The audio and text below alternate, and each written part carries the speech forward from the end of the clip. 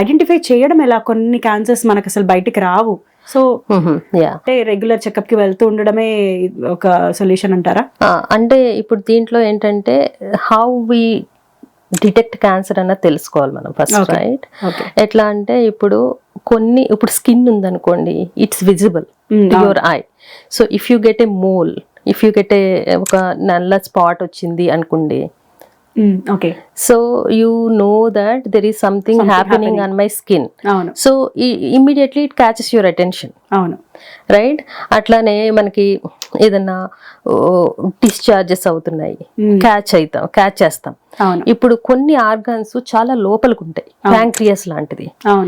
అది మనకి ఎట్లా కనుక్కోలో తెలియదు, అందుకని చాలా లేట్ స్టేజ్ లో కానీ కనుక్కోలేం.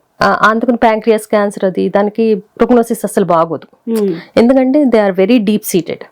కాకపోతే కొన్ని సైన్స్ ఉంటాయి క్యాన్సర్ వచ్చింది అని తెలవటానికి. ఏంటంటే వెయిట్ లాస్, ఇప్పుడు బాగా చాలా డ్రాస్టిక్ వెయిట్ లాస్ అవుతున్నాము, that's not a good sign ఎప్పుడు ఎవరికైనా. ఇంకా ఏమైనా back pain, severe back pain, not good sign. ఇప్పుడు నైట్ స్వెట్స్ వస్తూ ఉంటాయి, that's not a good sign. ఇంకా ఫీవర్స్, అట్లా your body is reacting to the cancer like in its own way.